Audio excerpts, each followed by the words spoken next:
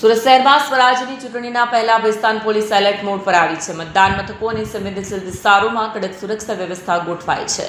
શહેરની સ્વરાજની ચૂંટણીને લઈને બેસ્તાન પોલીસ એલર્ટ મોડ પર આવી ગઈ છે. મતદાન મથકો અને સંવેદનશીલ વિસ્તારોમાં શાંતિપૂર્ણ અને નિઃશુલ્ક મતદાન સુનિશ્ચિત કરવા માટે પોલીસ તંત્ર દ્વારા વ્યાપક બંદોબસ્ત ગોઠવવામાં આવ્યો છે. સુરક્ષા દળોને સંવેદનશીલ વિસ્તારોમાં તૈનાત કરવામાં આવ્યા છે, જ્યારે મતદાન મથકોની આસપાસ પહેરો વધારી દેવામાં આવ્યો છે. બેસ્તાન પોલીસના અધિકારીઓએ જણાવ્યું હતું કે કોઈપણ પ્રકારની અનિચ્છનીય ઘટના અટકાવવા માટે નાકાબંધી અને ફ્લાઇંગ સ્ક્વોડને સક્રિય કરવામાં આવી છે. શહેરના મતદારોને સુરક્ષિત વાતાવરણમાં મતદાનનો અધિકાર ભોગવવા માટે તંત્ર સંપૂર્ણપણે સજ્જ છે. પોલીસે નાગરિકોને અફવાઓ પર ધ્યાન ન આપવા અને કોઈપણ શંકાસ્પદ પ્રવૃત્તિની તાત્કાલિક જાણ કરવા અપીલ કરી છે. આગામી સ્થાનિક સ્વરાજ્યની ચૂંટણી 2026 અનુસંધાને બેસ્તાન પોલીસ સ્ટેશન દ્વારા જે ક્રિટિકલ બૂથ બિલ્ડિંગ છે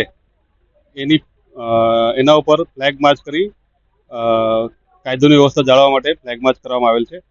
આ ફ્લેગ માર્ચમાં પીઆઈ બેસ્તાન, 3 પીએસઆઈ તથા 25 પોલીસ માણસોએ ભાગ લીધેલું અને ખાસ કરીને જે આ વિસ્તારના જે ક્રિટિકલ બૂથ છે એની પણ વિઝિટ કરી અને ફ્લેગ માર્ચનું આયોજન કરવામાં આવેલ.